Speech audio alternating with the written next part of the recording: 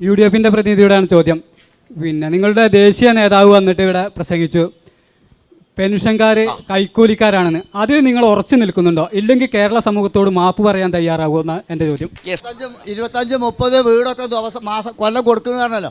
ഇവിടെ ജനകീയ ആസൂത്രണം തുടങ്ങി അന്നേ നിങ്ങൾ ബടിയക്കൽ തുടങ്ങി. ജനകീയ ആസൂത്രണം EMS കൊടുത്ത അന്നേ നിങ്ങൾ ബടിയക്കൽ തുടങ്ങി.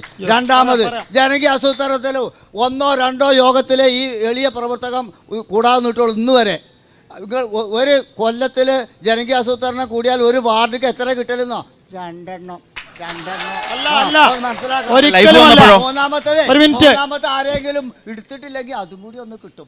അങ്ങനെ 5 കൊല്ലത്തിൽ 3 വട്ടം കൊടുക്കും. അത്രല്ലേ കൊടുക്കലുള്ളൂ. തീർച്ചയായിട്ടും ഞാനൊരു മറുപടി പറയാനുണ്ട്. 2024 ഒരു അനുഭവം പറഞ്ഞുതരാം. 2024 TK ഹംസാക്ക വന്നപ്പോൾ കോടാലിപ്പോയില്ല. ഞങ്ങൾ അവിടുത്തെ ജനങ്ങൾ ഹംസാക്കാൻ്റെ നാട്ടുകാരെ ഭൂരിഭാഗം ഹംസാക്കാനെ ചീത്ത പറഞ്ഞു. അപ്പോൾ ഹംസാക്ക പറഞ്ഞു, എല്ലാം കഴിഞ്ഞിട്ട് പറഞ്ഞു ബലമൊക്കെ മറുപടി, ഞാൻ ഈ നിൽക്കുന്നത് വരെ ഞാൻ ജയിച്ചാലും തോറ്റാലും ഞങ്ങൾക്ക് കറുപ്പിച്ച് തരാം, അത് നിങ്ങൾ പറ്റുള്ളൂ, ഞാൻ ഇവിടുന്ന് തള്ളിയാ കൊണ്ടേതന്ന്. എന്നാൽ ആ ഹംസാക്ക ജയിച്ചതിന് ഞങ്ങളാരും അറിഞ്ഞിട്ടല്ല. അവർക്കെല്ലാം എസ്റ്റിമേറ്റ് എടുത്തുകൊണ്ട് എത്തിച്ചാൻ പറഞ്ഞു. എത്തിച്ച് 8 ദിവസം കൊണ്ട് പണ്ടും അനുഭവിച്ചു തന്നു. കല്ലും വരവ് തുടങ്ങി. അന്ന് നമ്മളവിടുത്തെ കോൺഗ്രസ്സുകാർ ആര്യാൻ്റെ അടുത്തേക്ക് പോയി. നിങ്ങളെ ബഹുമാനപ്പെട്ട നമ്മളെ നേതാവിൻ്റെ അടുത്തേക്ക് ഇപ്പോൾ പോയിട്ട് 4-5 ആൾ പോയിട്ട് ഇത് വിസക്കുപ്പിയാണ് ഇങ്ങോട്ട് കാട്ടിക്കൊടുത്തു ആര്യാണെന്ന്.